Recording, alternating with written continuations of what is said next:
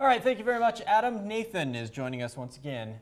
That's right, Treasure Hunters Roadshow is back in town. All right, let's start with some things that you have brought us to kind of show off as examples of what people might want to bring and find out how much they're worth. And then we've actually got a challenge for Nathan. Sure, absolutely.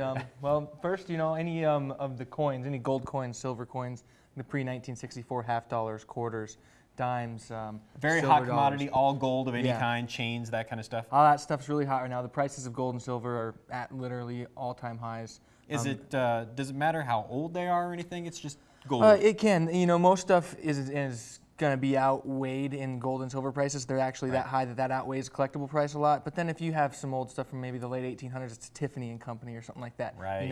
Then there's definitely some stuff that the collectible value will be higher. If you have that and you're not giving it to your significant other, they might be a little upset. Yeah, there you go. All right, tell me about the lunchbox, because we have an employee who's sitting at home squealing that you have a Beatles lunchbox. Yeah, Beatles lunchboxes. Any of those old lunchboxes are really cool. We just bought a Happy Days one the other day also. But really, actually, the cool thing about the Beatles one is it actually still has the thermos with it, and that adds a substantial amount of value to it. Because so many people lose the thermos? Yeah, the thermoses just aren't with them anymore. The only thing really wrong with this is a little bit of rust, and it's missing the handle, so it's really about $150 to $200 piece. I had a $6 million, Fall Guy and the Space Shuttle one.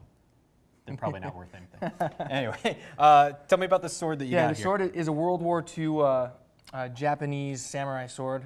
It's more used for, this was more of like a ceremonial sword or something like that. Okay. Still a really cool piece from World War II though. All right, we sent out the mass email to all of our employees to ask them for some cool things. And these are actually brought to us by Karen, who's one of our administration offices. These are a couple of clocks that she picked up when she was over in England. We got a chance to send you the pictures. What did you learn about the clocks, or what do you know about them? The only thing I couldn't find when I was looking at them is some manufacturer names and stuff, but that's okay. A lot of these clocks and stuff are really cool. They're really popular items right now in any kind of timepieces and stuff, because a lot of work goes into things like this.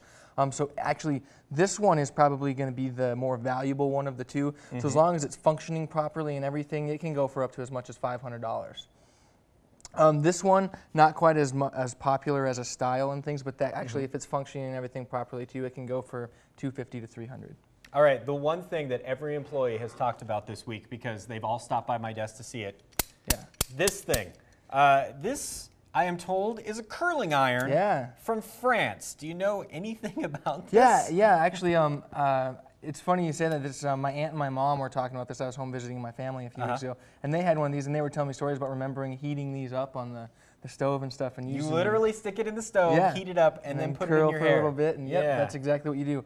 These actually aren't quite as rare as you'd think they are, but they're cool. It's the same kind of thing I was saying with the gold and silver prices. If you can find something like this that was made by Tiffany and Company, or a very reputable company from back there, it adds a lot to the collectability. Or if there's some that are made out of sterling silver and stuff too, so that will add some value to it. A sterling silver curling iron. That would be, you can't have this if that's what. All right, let's see where the Treasure Hunters Roadshow is at this week. You can visit their website, which is treasureHuntersRoadshow.com. They will be at the Hilton Garden Inn, Boise Spectrum. You can check them out. That's coming up. Is that starting yesterday? Yeah, we started Tuesday. We're here today. How did things go? Great. We've been extremely busy. So if you do come, you just bring a magazine or a book with you, because you might have to wait in line for that. We're working as fast as we can and getting to everybody, and just know you might have to wait for a little bit. All right. Thank you very much, Nathan, for stopping by.